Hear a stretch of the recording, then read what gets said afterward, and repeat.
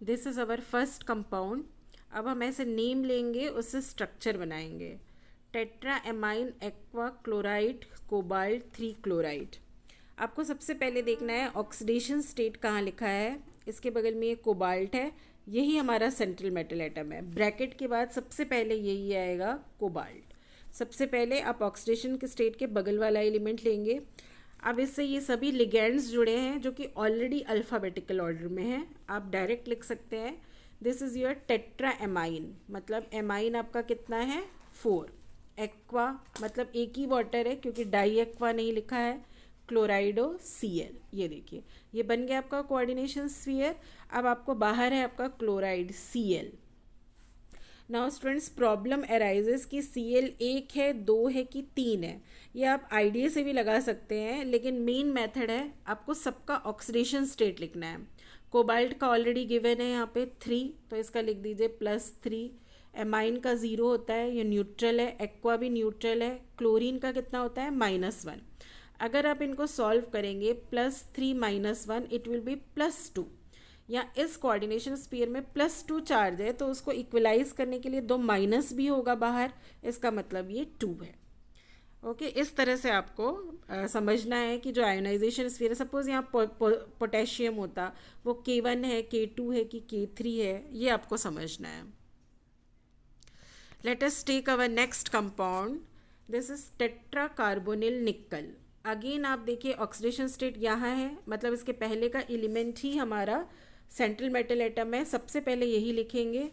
इससे ये जुड़ा है टेट्रा कार्बोनिल, तो कार्बोनिल ग्रुप होता है ये CO। कितने हैं ये 4, क्योंकि टेट्रा लिखा हुआ है। Now bracket close. और कुछ भी नहीं है स्टूडेंट्स, यहाँ पे कुछ भी नहीं लिखा है। अब देखिए this much is only our compound. आप लिखिए निकल का ऑक्सीडेशन स्टेट कितना दिया हुआ है 0। कार्बोनिल का भी कितना होता है 0। मतलब इस स्क्वायर ब्रैकेट पे यहाँ पे कोई चार्ज नहीं है, इतना ही कंपाउंड है आपका। Now next is your next compound is this, ये है आपका पेंटाएमाइन कार्बोनेटो cobalt 3 chloride.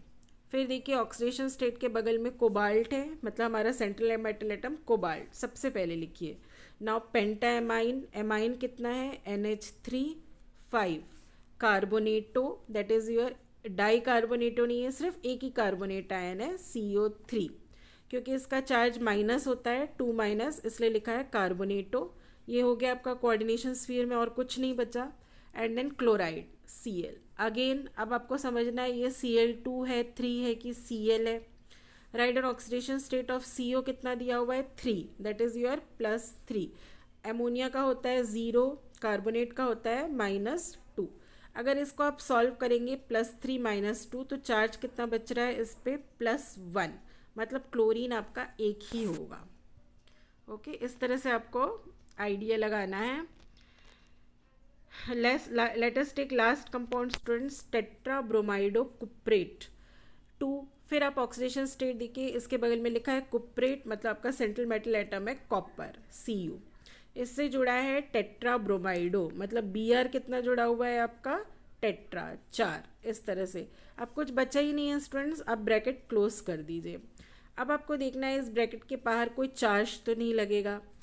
कुप्रेट oxidation state is 2, राइडॉन +2। Bromine you are knowing it's -1, so 4 1 जा 4 -4।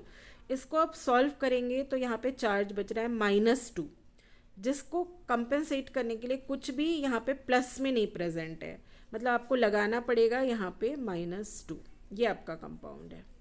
ये आप रफ में कर सकते हैं स्टूडेंट्स। आपका कंपाउंड सिर्फ इतना ही है CuBr4 और यहाँ पे -2, इस तरह से। So with the help of these students you can give name or make structure of other coordination compounds also. Thank you.